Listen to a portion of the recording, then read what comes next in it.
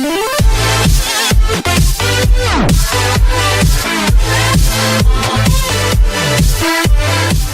everybody. We are 5 days before Election Day, and this might be another November surprise. A bombshell report involving the FBI and the Clinton Foundation and whether or not donors received special access while Hillary Clinton was Secretary of State. How will this now play out in a razor-tight race? Talk about a Game 7. We've got one now, huh? Right, I'm Bill Hemmer. Good morning. Welcome. Good morning to you. Good morning, everybody. I'm Martha McCallum. So really, I mean, time is running out here for Donald Trump and for Hillary Clinton. Both of their teams will fan out in the critical battleground states today. Donald Trump in Florida and in North Carolina, both extremely important in this race. Governor Mike Pence goes to Pennsylvania. Melania Trump will also be in Pennsylvania. We'll talk about that in a little bit. Iowa and Michigan also on the docket for the vice presidential candidate on the Republican side. Hillary Clinton will also be in North Carolina. It's going to get a little crowded in North Carolina today. Senator Tim Kaine will be in Arizona as they try to make some headway there. See on the tarmac. Fox team coverage now. John Roberts with the Trump team in Florida. I want to start, though, with Chief Intelligence Correspondent Catherine Herridge with the latest on this Clinton investigation. And good morning, Catherine. What have we found out as of last night and this morning? Well, thank you, Bill. There is new evidence that the FBI's investigation of the Clinton Foundation is not dead. FBI agents, we understand, are quietly working the Clinton Foundation case out of 4 offices, including Southern California, Arkansas, Washington, D.C., and New York City. Multiple sources have told Fox News that the Justice Department has been tapping the brakes on these investigations by blocking access to a grand jury. As part of its ongoing investigation, Fox News was first to report in January that the FBI email probe had expanded to look at whether the intersection of Clinton Foundation work at the State Department and business under Secretary Clinton may have violated public corruption laws. While State Department emails and WikiLeaks now show evidence of coordination, in January, Hillary Clinton tried to dismiss the reporting as rumor. Meantime, we have new information about computers belonging to Clinton's personal attorney, Cheryl Mills, and aide Heather Samuelson. These computers were not destroyed as part of an immunity agreement with the Justice Department. Instead, what we understand now is that these computers are being held by the FBI's Washington field office, and they are still available to investigators in the Foundation case. Okay, so the president was talking about this. What did he say about the FBI director's decision? 6 days would have been yesterday before the election. Well, Bill, you know as well as I do that it's just not protocol to discuss ongoing investigations. But in this new interview, the president seemed to dismiss FBI Director James Comey's decision to reinitiate the Hillary Clinton email case. People say crazy stuff about her, and when she makes a mistake, an honest mistake, it ends up being blown up as if it's just some crazy thing. But there's important context here. The president has a stake in the outcome, as the State Department revealed earlier this year. He was corresponding with Hillary Clinton using her personal email address. I can confirm that as part of this monthly FOIA production of former Secretary Clinton's emails, the State Department will be denying in full 7 email chains found in 22 documents representing 37 pages. The documents are being upgraded at the request of the intelligence community because they contain a category of top secret information. These documents were not marked classified at the time that they were sent. Look, one of the key things we learned in the FBI interviews known as 302s came from Clinton aide Huma Abedin. She told the FBI investigators that every time Hillary Clinton's personal address changed, they would update the White House so that the president could continue receiving Hillary Clinton's emails on his high-security devices, including his BlackBerry. And the reason that matters is that that is evidence that goes to knowledge of the White House, of this personal system, and the changing addresses. So this is something where the president and the White House clearly have a horse in the race and a stake in the outcome. Wow, Catherine, great reporting there on behalf of you and Brett Baer. Thank you. We'll be back with you throughout the morning here. In a moment, you'll hear from the man who wrote the book, Clinton Cash. Peter Schweizer was interviewed repeatedly by federal agents about claims that he made in his book. His take on the FBI's investigation just minutes away at 9:15 Eastern Time with Peter live. So much to dig into here today, and we will take you through it step by step. Meanwhile, Donald Trump fanning out against across the battleground states. Today, as we enter the home stretch, he will be in Florida, he will be in North Carolina, both very, very important to the outcome of this race. There's a new poll out this morning from the New York Times and CBS News that shows this is very tight indeed, 45 to 42, right in the margin of error, which is plus or minus 3% on that one. Senior national correspondent John Roberts joins us now live from Jacksonville, Florida, where he is covering the Trump campaign. John, good morning to you. Martha, good morning to you. A lot of Donald Trump supporters have been lining up here, getting ready for his rally at noon today at the Jacksonville Equestrian Center. The line extends about 300 yards behind me this way and about 600 yards that way. So he's going to pack the place out today. A new Quinnipiac poll shows that a very close race in the Sunshine State here with his 29 electoral votes, 46% for Hillary Clinton, 45% for Donald Trump. His strategy over the next 5 days, really three big things. Keep the focus on policy, illuminate and articulate what he would do differently than Hillary Clinton. Keep the spotlight on her and the various controversies that are swirling around her campaign. And third, and perhaps most importantly for Donald Trump, stay the heck out of trouble. Here he is in Pensacola last night. We've got to be nice and cool, nice and cool. Right? Stay on point, Donald, stay on point. No sidetracks, Donald. Nice and easy. Nice. Because I've been watching Hillary the last few days. She's totally unhinged. We don't want any of that. One source told me yesterday that after all of these months and after getting himself in so much trouble over all of that time, he finally understands that he's got to stay on point. Message discipline is key now in these closing days of the campaign. He's gotten it close. And people believe that one outburst could derail the whole thing, so they're trying to keep him very tightly focused here, Martha. Yeah, fascinating. So in terms of the latest reporting, Bret Baier last night talking about a potential indictment even coming down in the investigation into the Clinton Foundation. What will the Trump campaign do with that, John? I mean, it's like pennies from heaven for the Trump campaign. Almost every day, Martha, some new revelation pops up that gives them plenty of ammunition to use against Hillary Clinton. He'll be talking a lot about that today. He'll be talking a lot about the emails between the between Department of Justice officials and the Clinton campaign, basically saying on the campaign trail that if she is elected president, what we're hearing now could be just the beginning. Listen. Just the beginning. Hillary is likely to be under investigation for many years, probably concluding in criminal trials. It's just been shown that this is, as I've been saying, a rigged system with more collusion, possibly illegal, between the Justice Department, the Clinton campaign, and the State Department.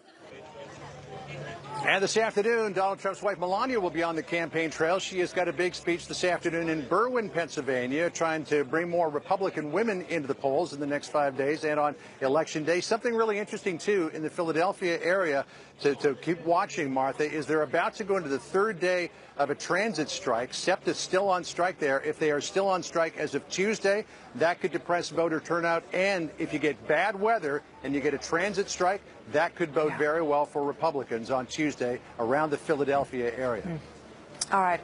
We'll be watching that. Melania, in the suburban areas where the women's vote is so important in this race. John Roberts, thank you very much in Florida right now.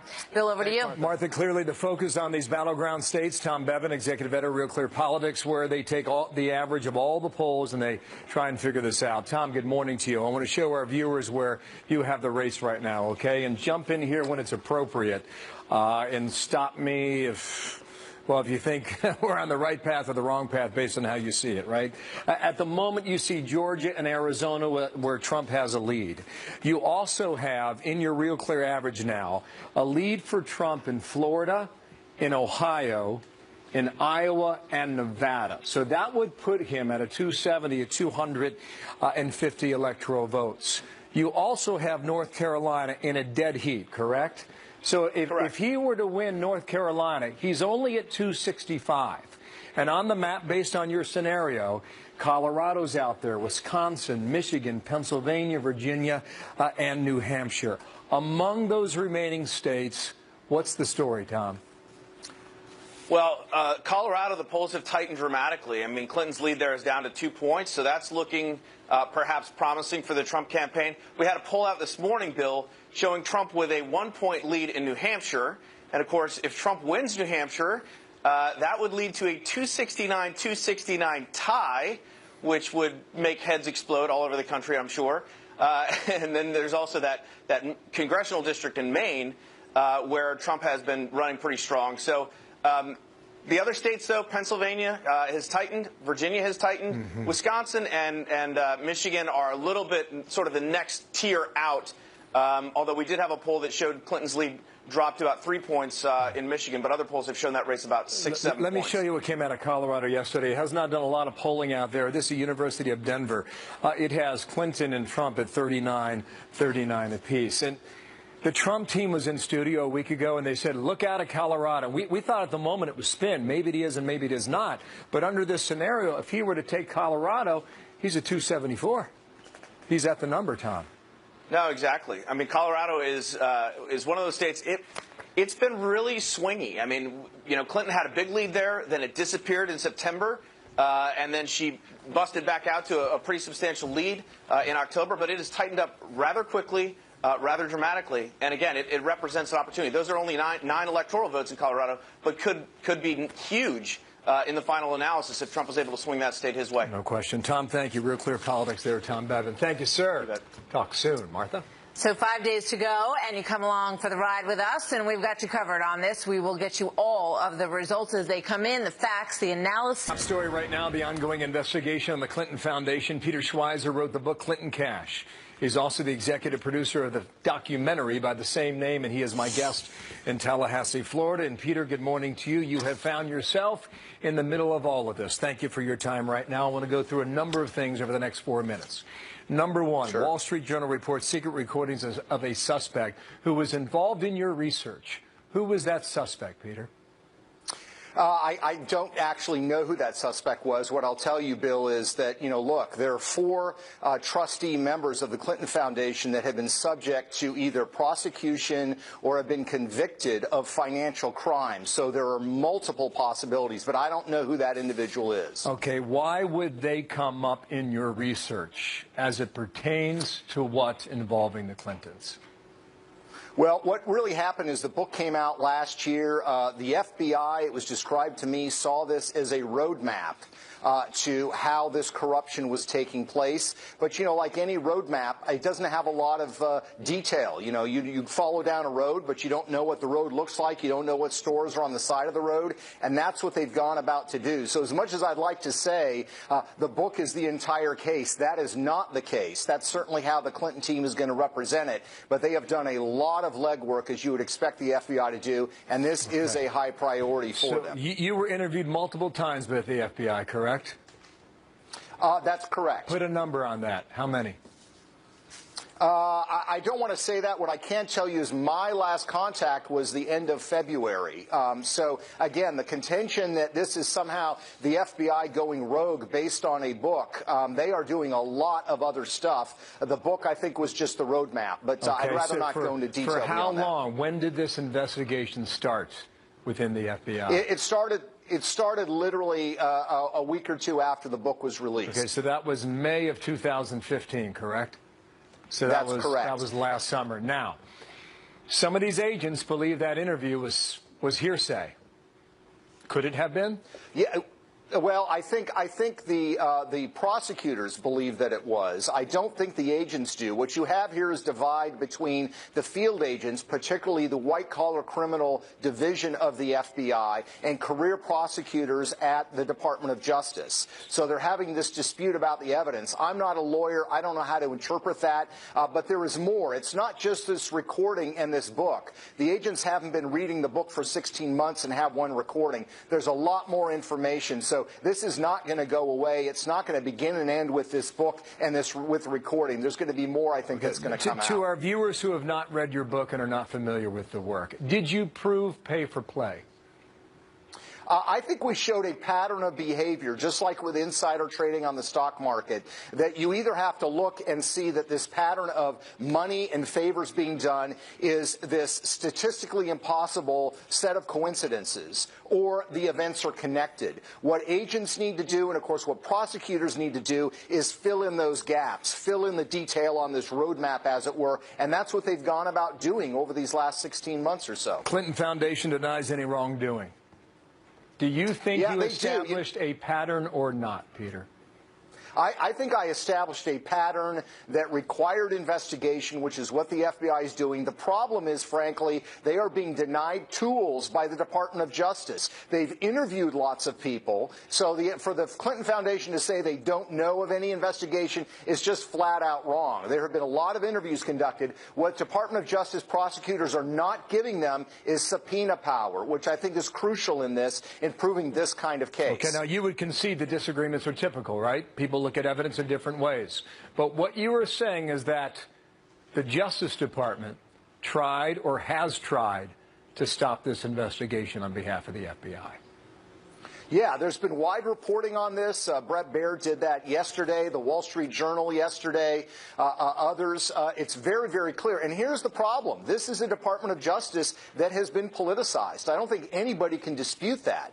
And so this is crying out for an independent investigator. When you've got the Department of Justice, the Attorney General meeting with Bill Clinton, who at the time is the subject, through his foundation, of a federal investigation. And then you have, of course, now these leaks from this other Department of Justice official to John Podesta. I mean, it reeks of the fact that there's political favoritism at the Department of Justice, and you just can't have confidence in the investigation. That's why it's incumbent upon them not just to avoid conflicts of interest, but to avoid the appearance of conflicts of interest, and they have certainly not done that. Clearly, people are talking. Peter Schweizer, thank you for your time. I'm out of time now. Thanks, live in Florida. Thank you.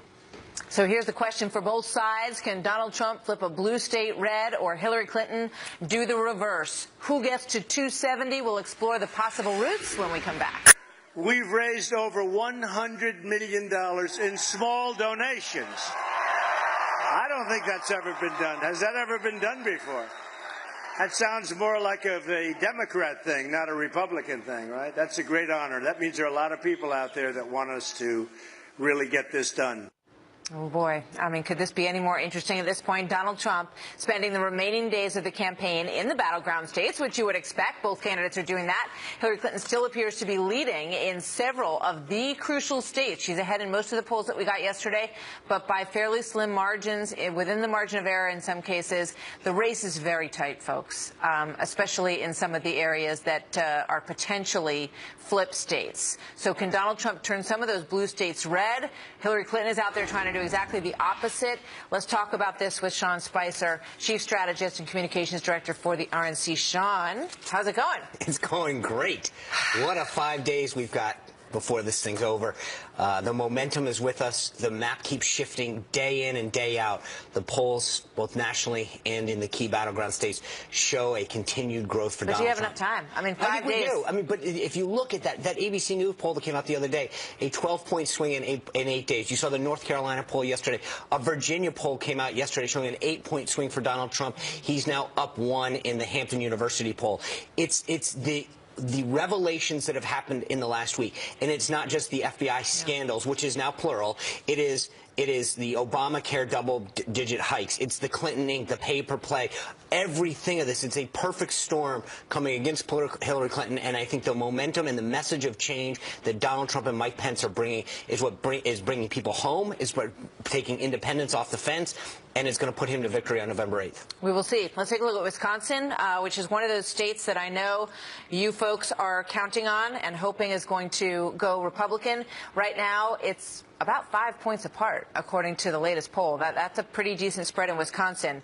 How do you see that changing? Well, so if you look at the current map, we believe we're ahead in Florida, Ohio, Iowa, North Carolina. You take that aside, North Carolina, she's ahead too in all polls. Everything that we're seeing in the data, both in terms of the early vote and the absentee vote, you're seeing. Look, there was a New York Times tweet today that showed where if you go to Jeremy Peters' Twitter feed from the New York Times. He says the Clinton campaign is cherry-picking the data.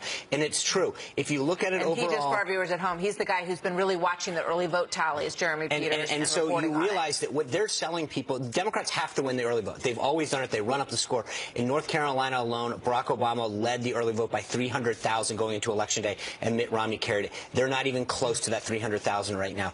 Our early vote returns are up. Theirs are down. And when we see that, that allows us to really look at North Carolina and think that we're going to carry that. And when then we go from there, you talk about Wisconsin. We've got Wisconsin, Michigan, Colorado, New Mexico, Virginia, Pennsylvania. We just got to pick out one. You're talking about your numbers, right? And the numbers that everybody else is seeing on the screen. And let's put Michigan up.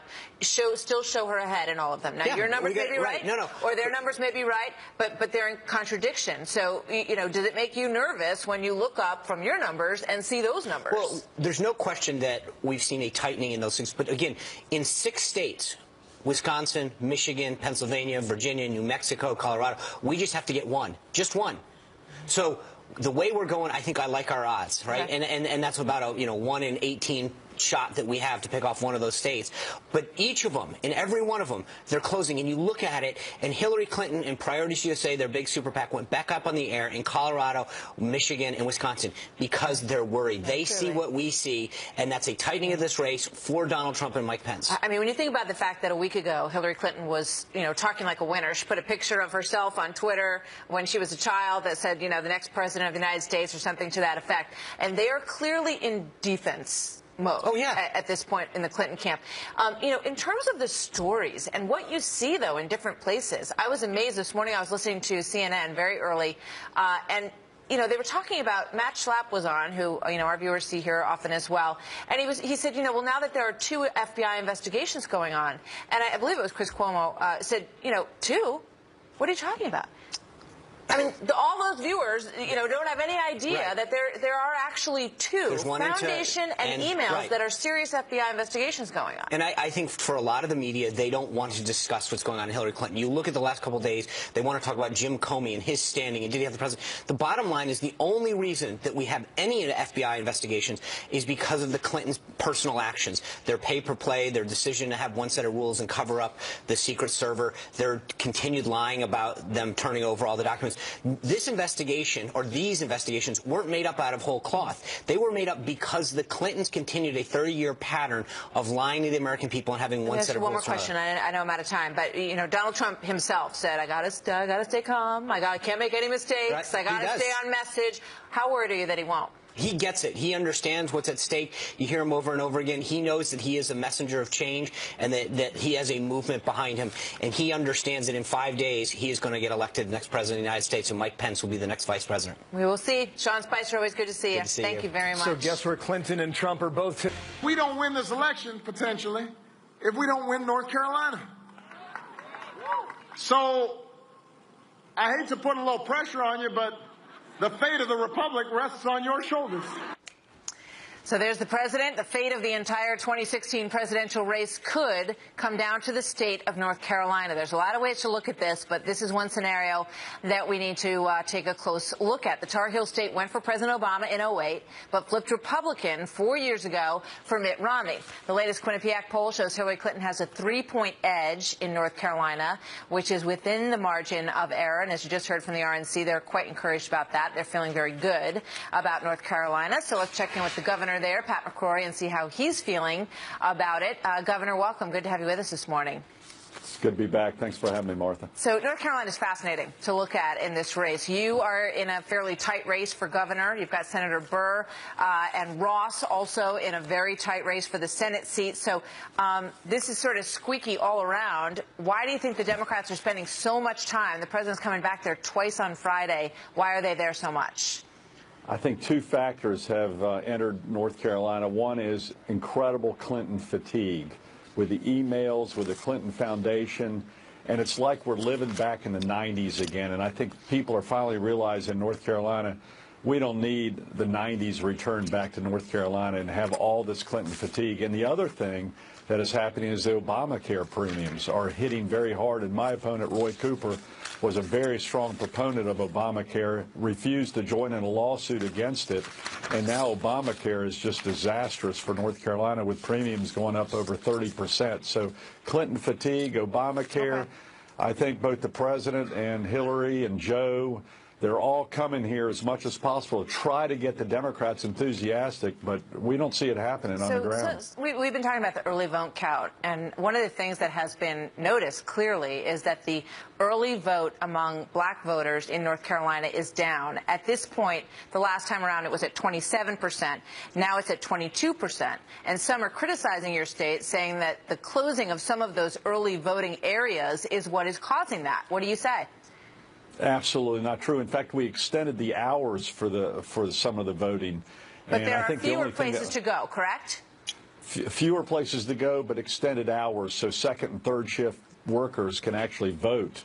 And that's very, very good news for North Carolina. But the extended hours, even as we've extended the number of locations during the past week throughout North Carolina, we've seen no real pattern change regarding North Carolina voters, and I think it is really due to Clinton fatigue. And, you know, when President Obama was on the ballot, there was a passion there with a lot of voters. But now that he's not on the ballot, no matter how much he tries to tie it to his legacy, they know it's all about Hillary Clinton and Roy Cooper and others that will just bring in the good old boy system back to inefficient politics, high taxes, and Obamacare, which is just really causing some serious problems here in many other states. You know, in terms of voters who are turning out or will turn out on November 8th, who have not voted in a long time, what is your feel for that in the rural areas in North Carolina? We see the lower populated areas very enthusiastic about voting. I was in Henderson, North Carolina yesterday at a small mom and pop restaurant, and I was overwhelmed by the people coming to my breakfast table saying, we're voting for the first time, we're bringing the entire family, we're bringing our entire neighborhood. So I do see a lot of people in the less populated areas really enthusiastic about the vote from the top of the ticket all the way to the governor's race and to Senator Burr's race. So Senator Burr is the chairman of the Intel Committee. Obviously, you know, he would have spent quite a bit of time looking into some of the issues that are really coming into the forefront in the final weeks here in terms of the Clinton Foundation and the FBI investigation into the emails as well. Tell me what your take is on that race for now. Oh, I think Richard's going to win. He's very well respected. He's very low key, no ego whatsoever, none of the trappings of a senator. I'm a big fan of Richard Burr, and he's a very good friend, and he's a solid, smart person. Plus, he's an expert on health care also. And another issue here in North Carolina is we've had this tremendous hurricane here, which devastated our state, and we lost 28 people due to this hurricane, and we're still dealing with this hurricane, and hopefully people are pleased with the way our team has responded to this hurricane. And so that's also another big issue here in addition to Obamacare. But people are hurting right now in a lot of our small, lower populated towns that were devastated by the hurricane. We can appreciate that, and our hearts go out to them, to be sure. It's going to be very crowded in your state over the next few days. President Obama is going to be in 2 different places there, and you've got both campaigns touching down today, so we wish you all good luck in dealing with all that. Governor, thanks for the time today. Thank you very much. You wonder, based on what we're seeing, if North Carolina is the new Florida? Could be. Or Ohio? It could be. I mean, they talk about politics being on steroids right now in North Carolina, given all the issues in that state. You have a scenario where the places that we're used to looking at as swing states may expand or may contract, but it may not be like anything we've seen in the past. So that's what makes our job fun, right? That's right. 15 electoral votes there. Donald Trump making a new push for women today. His wife, Melania, will make her first solo campaign appearance in Pennsylvania. So what case will she make for her husband? We'll check in on that. It's going to be interesting. We're going to talk about that coming up. Plus, days of negative headlines taking a toll on Hillary Clinton as a new poll finds that more voters find Donald Trump to be trustworthy than Hillary Clinton. One of her rivals, Martin O'Malley, will talk to us about that, what he thinks, when we come back. But first, here's Donald Trump. The polls are all saying we're going to win Florida. Don't believe it. Don't believe it. Get out there and vote. Pretend we're slightly behind. You got to get out. We don't want to. You know, a week can be a lifetime in politics. We find a brand new poll that finds voters trust Donald Trump more than Hillary Clinton. He leads now in that polling 46 to 38%. Former Maryland Governor Martin O'Malley, a one-time candidate, Hillary Clinton supporter, with me now. And, sir, thanks for coming back. Thank you, Bill. To America's Newsroom. 8 points. What's going on there? Honesty and trustworthy. Yeah, well, look, I think we have known for a while that the two nominees and of both parties are two of the candidates that the American people might say they dislike least. But the truth is, at the end of the day, people are going to have to decide which of these two individuals can actually do the job of President of the United States, and which one of them is most likely to take the actions that will make wages go up again for all families. Hillary Clinton will take those actions. Donald Trump has said wages are too high in America. And at the end of the day, people will trust that Secretary Clinton is going to be on the side of growing America's middle class. Just to continue the question about character, honesty, and trustworthiness. What effect does this FBI investigation have on her campaign this week? Oh, I think it was a huge cheap shot. I mean, no doubt.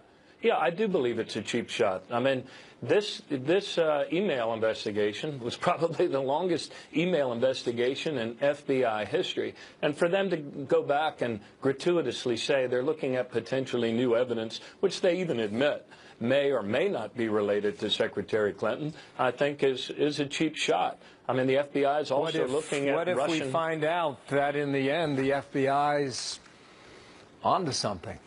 Yeah, and what if we find out that Donald Trump has actually been talking, and his campaign has been talking with the Russians?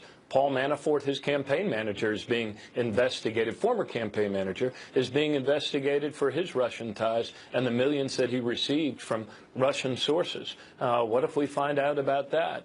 What if we find out that... But it just shows the position potentially the FBI director was in. Now, you called it a cheap shot, and just yesterday, President Obama did an interview. I think he was in Florida, when he questioned the FBI's decision. This is what he said about that. There is a norm that, when there are investigations, we don't operate on innuendo, we don't operate on incomplete information, we don't operate on leaks. We operate based on concrete decisions that are made. It is rare when a president criticizes the head of the FBI. Was that a cheap shot? No, I believe that the cheap shot was what Mr. Comey did within this decision window when people were voting, a decision he made contrary to all of the advice of lawyers at the Department of Justice and contrary to his own instinct when he said that he didn't want to, along with the other 15 security agencies, say that the Russians were responsible definitively for the DNC hack because he was afraid that might be misinterpreted in the election. Well, if he was afraid that might be misinterpreted, then why would he send a letter like this to Republicans saying that information that he admits he has no idea is or is not connected to Secretary Clinton? Was the president wrong to criticize the head of the FBI? No, I think he was right, and I think he's not alone. This is unprecedented. There's something strange going on at the FBI. I don't know what it is. I think eventually we'll find out. But before that time, we're all going to vote on Tuesday nonetheless. And come hell or high water, whatever the Russians want, whatever cheap shots people want to fire at Hillary Clinton in these final days, people are going to go to the polls and confirm that only Hillary Clinton can actually do this job. Unlike Donald Trump, she doesn't confuse our enemies for our allies, and she wants wages to go up. And Donald Trump believes wages are too high in America. I know you think she'll win. What's the margin on Tuesday?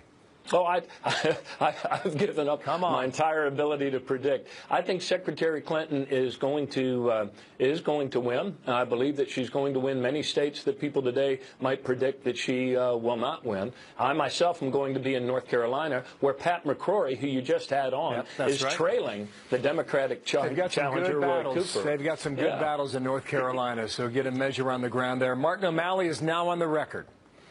Thank you for your time today. Thank you. You bet.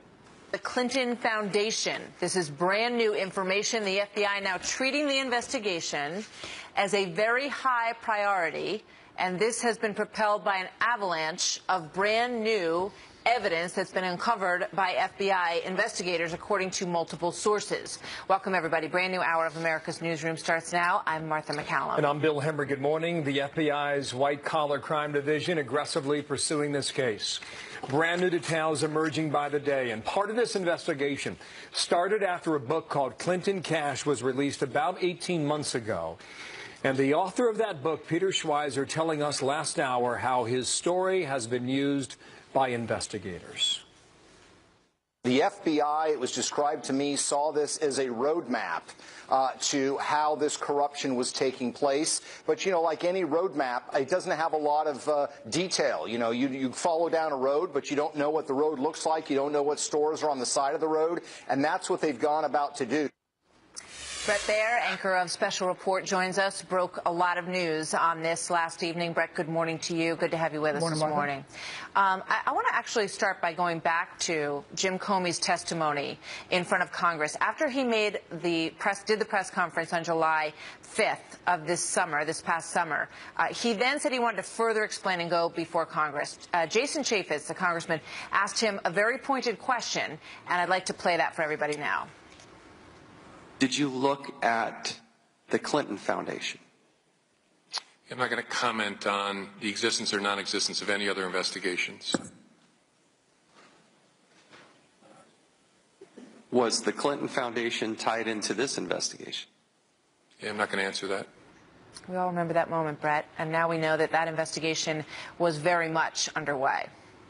Yeah, Martha, it never stopped, according to two sources intimately familiar with the inner workings of this investigation. Not only the classified email investigation headed up by the National Security Division, but the Clinton Foundation investigation headed up by the White Collar Crimes Division of Public Corruption. A couple of things. One is there is an internal battle inside, not only between the FBI and the DOJ over this investigation, but even inside the FBI. It was detailed in a Wall Street Journal piece today. We can confirm a lot of that. But I will tell you that for inside the investigation itself, there is a high confidence that they have a lot of evidence. The evidence continues, according to our sources, to come in every day, not just by WikiLeaks, but also by the other avenues that they are doing, multiple interviews several times, and also these new emails, Martha. You have the Anthony Weiner computer, and then we've confirmed, and Catherine Herridge has another source on this, that the Cheryl Mills and Heather Samuelson computers that were part of an immunity deal that originally were thought to have been destroyed by the FBI as part of that deal were never destroyed, and that they are now at the Washington field office of the FBI. So they have a lot of avenues to look for different elements of evidence. Okay. The FBI sources that you spoke with suggest that an indictment is likely that would now, prove... I want to be clear. I want to be clear about this, and this came from a Q&A that I did with Britt Hume after my show and after we went through everything. He asked me if after the election, if Hillary Clinton wins, will this investigation continue? And I said, yes, absolutely. I pressed these sources again and again, what would happen? I got to the end of that and said, you know, they have a lot of evidence that would likely lead to an indictment. But that's inartfully answered. That's not the process. That's not how you do it. You have to have a prosecutor.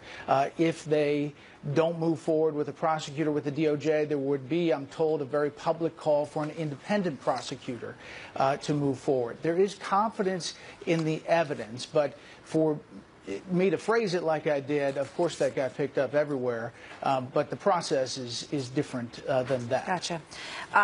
In terms of Anthony Weiner's laptop, the revelation there, because the pushback from the Clinton campaign has been, you know, oh, these are probably things that everybody already saw anyway, that they're just duplicates. What did you find out about that? Yeah, they are combing through this, and Catherine Herridge has reported this as well, and using a lot of technology. They have found new hits in the emails that they believe are new emails, in other words, not duplicates, that were on Hillary Clinton's server. Also on the hacking of the server. That is interesting because there is a high confidence that foreign intelligence agencies, several of them, up to 5 actually, have managed to hack into that private server. That is not a new feeling inside the FBI or in the intelligence community, actually. If you go back to July, there was a big New York Times piece about the experts believe it was hacked. Comey said at the time that it was possible that foreign actors got into the computer, hostile actors. He also then said, so shortly after that, hostile actors did gain access to private commercial email accounts of people whom Secretary Clinton was in regular contact. And then he went on to congressional testimony to say that the server had less security than the average Gmail account. That's right. So these sources are saying he probably at the beginning should have said a probability that it happened, or even almost certainty that it happened at some level. Do the investigators believe that they have evidence of pay for play? That's the main question here. Yeah, I think they believe that they have a lot of evidence. But as in any case, you have to build the evidence, and it continues to come in. You eventually have to get some people to sign on or cooperate and testify. So this is all building evidence to a case that has to be made by a prosecutor. And that's why the jumping to likely indictment, they are going to continue to push for an indictment, and that's what I should have said. But there is a confidence of the evidence that's coming in on this case. Bottom line is, if anybody says the Clinton Foundation investigation is over, it's not. It's wide. It's widespread. 4 different FBI offices have taken part in it. It is aggressively being pursued. There is a battle, however, inside the FBI and between the FBI and the DOJ. What a story. Brett, thank you very much. Sure. So how is Hillary Clinton's team handling this development? Senior political correspondent Mike Emanuel is live in Phoenix, Arizona today. Her running mate Tim Kaine holds a rally there in Arizona. What's the response so far on this new report, Mike? Bill, nothing so far, and my producer Jake Gibson and I have both reached out to numerous Clinton campaign contacts. Craig Manassian from the Clinton Foundation told me, quote, "We're not aware of any investigation into the foundation by the Department of Justice, Federal Bureau of Investigation, or any United States Attorney's Office, and we have not received a subpoena from any of those agencies. It seems at this stage the Clinton campaign is ducking the question, at least for now, and happy to have the Clinton Foundation answer it on their behalf. As for the campaign, Hillary Clinton is heading for typically reliably blue Michigan tomorrow. Her husband, the former president, was in Detroit last night for a meeting with community leaders and local pastors. It was not on his official schedule. Former President Clinton told our affiliate WJBK Fox 2, "The election is coming. We want a good turnout." So perhaps some concern there in typically blue Michigan. Hillary Clinton was here in Arizona for a rally last night at Arizona State University. She talked about turning typically Republican red Arizona blue.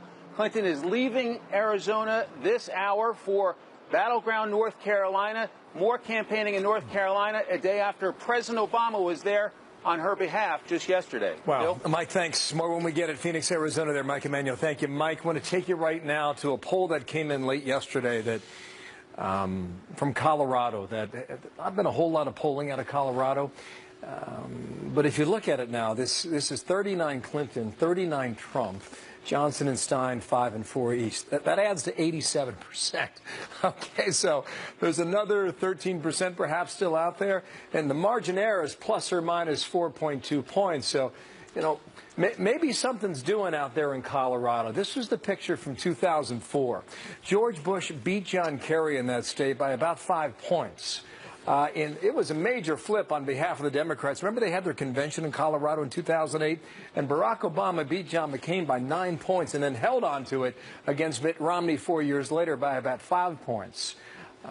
And the Trump team was in our studio last week saying, hey, keep your eye on Colorado, and we weren't quite sure what to think of it, Martha. Remember that conversation we had with Jason Miller? So maybe there's something doing out there. But if you look at all the what-if scenarios, if Colorado's in play, it sort of changes the map and the path for Trump, perhaps. Yesterday, Colorado is one of the swingiest states, and it is proving to be exactly that. We'll keep an eye on it. So a quick reminder here, Fox News is, of course, your election headquarters, but you knew that, right? From now until Election Day, keep it right here for all the latest on the election-related news that goes all the way through November 8th and maybe beyond, perhaps, right? Who knows? We will see, Bill. See you in Tallahassee. Fox News alert right now. 2 American service members have paid the ultimate price after a daring raid overseas. What we are learning about that raid this morning. And Donald Trump's wife, Melania, hitting the campaign trail. She has been somewhat quiet since the speech that she made at the convention. This is her first solo appearance on the campaign trail. So where is she going, and what does that tell us? And a little bit about what we think she might say. And Trump saying that he has the momentum as of today. In fact, he's given himself pep talks to stay focused in the home stretch when he said this in Florida. We've got to be nice and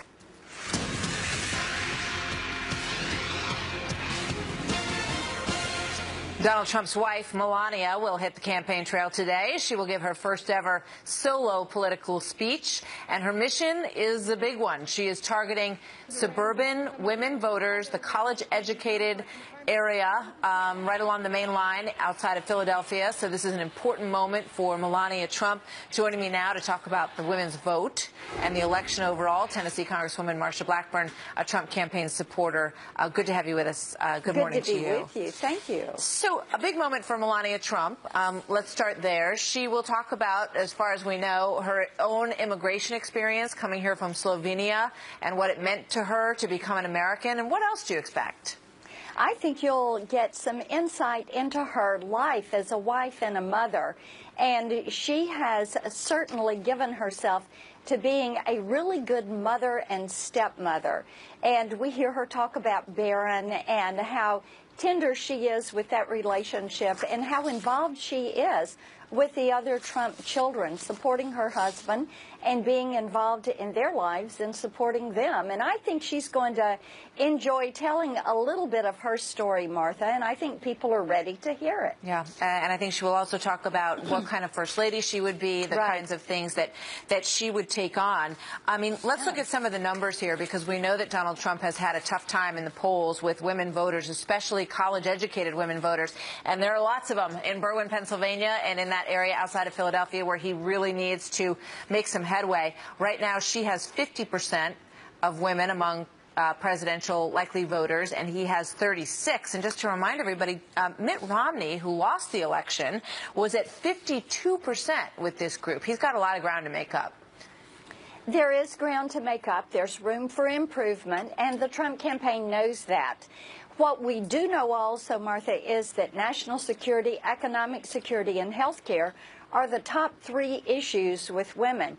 And I think the reason Hillary has not seen her support in women grow is strictly because of those 3 issues. But, Congresswoman, we also know that the stories that have dogged Donald Trump during this campaign, from Access Hollywood on, have had an impact with these educated women voters, some of whom sort of, walked up to the line with Donald Trump and then went back across to Hillary Clinton. So, I mean, Melania Trump has her work cut out for him, because I think when a lot of those women look at her, they want to know, why did you stick by him through all of this? Why is that okay? And women ask that same question of Hillary Clinton regarding Bill Clinton. And for Melania, this is going to be an opportunity for her to say, look, I don't defend what my husband said, but look at what Hillary Clinton does and has done, and how she would conduct herself as president. And when it comes to the issues of national security, to the issues of wage stagnation and the economy, you know you're going to get action from Donald Trump. You also know you're not going to get an acceptance of the status quo. And that troubles women. They want to see change in Washington. I hear you, but this is what I've heard from the campaign really across the board since the beginning, and I've been asking them this question for a long time. Why isn't there more specific outreach to women? And they always say the same thing, that women care about what everyone else cares about, which I believe is true, but it's not demonstrated in the numbers. So clearly, if you're trying the same tactic over and over and it's not working, you got to try something different. So rolling this appearance out by Melania Trump may be that, but there's 5 days to go. Why didn't this happen a long time ago? I don't know the answer to why it didn't happen earlier. I do know that Ivanka Trump and some of the female surrogates have done a good job being out there. But, Martha, there is always going to be room for improvement. And many women have supported Hillary or wanted to support Hillary because they felt like it would be historic to have a female president. But I'm beginning to hear from women who are independent voters, who are in the workplace, who are so dissatisfied with the way she has run her campaign. They are very concerned concerned about the Clinton Foundation. Many of them know I've had that investigation at the congressional level going of that foundation for over a year, for months now, and they are asking questions about that because they don't like the way that sounds. And the honesty factor is also something that concerns them about Hillary Clinton. Let's play this soundbite from President Obama, because he's trying to tap into something with the male vote, and he's basically saying that there's some sexism going on out there. Watch this. There's a reason why we haven't had a woman president before. And I think that sometimes, you know, we're kind of trying to get over the hump. I want every man out there who's voting to kind of look inside yourself and ask yourself, well, if you're having problems with this stuff, how much of it is, you know, that we're just not used to it? What do you think about that? I really thought the entire thing was a little bit inappropriate. And I have always looked at people and said, vote for me because I'm the most well-qualified person for the job. And that is what you want. You're going to break glass ceilings when you have people that are prepared and competent who are going to step up and take the reins in a position. Women want those opportunities. Give them an opportunity and they will perform. But do not promote somebody and do not vote for somebody strictly on gender. You want people to excel when they get that opportunity. That is how you break glass ceilings. So to make this something that is just based on gender, there are so many serious issues facing our country right now. I mean, we see this toward the end of campaigns. You know, the race card gets played in some cases, that if you're not willing to vote for this person or that person, it's because you're racist, perhaps. And now what we're seeing is if you're not willing to vote for Hillary Clinton, you must have something against women. So quite interesting. Marsha Blackburn, thank you very much. Good to have you with us today. Saying the network has wrapped up its investigation after DNC chair and former CNN political analyst down in Brazil leaked town hall questions to the Clinton team. Jeff Zucker telling his staff that the behavior is, quote, completely unacceptable, but he also defended the practice of paying campaign surrogates. So then the question today, is this matter settled? Howard Kurtz, Fox News media analyst and host of Media Buzz. And Howie, good morning to you. I imagine, based on the piece you just wrote, the matter is not settled. Explain. Not by a long shot. And the quotes that you just read were indeed CNN President Jeff Zucker talking to his staff. It's all based on leaks. Zucker, who is a media-savvy guy, has been since he ran NBC, hasn't addressed this publicly, and we're being asked to accept the notion that, oh, CNN's, and I confirmed this with a CNN source today, yes, there's been an internal investigation. Nobody at CNN was found to do anything wrong. Apparently nobody's been punished. But the results of how that investigation was done, somebody had to give these questions to Donna Brazile. Those have not been made public, and that does not inspire confidence. So the column you write, why won't CNN disclose its internal investigation? You want to know what they did, right? Well, I think their viewers have a right to know what they did. And CNN, look, I have no doubt that Zucker and all of the journalists at CNN are appalled by what happened. But imagine if this was Hillary Clinton and new questions had come up about the Clinton Foundation, say. And Hillary Clinton would not address those questions publicly.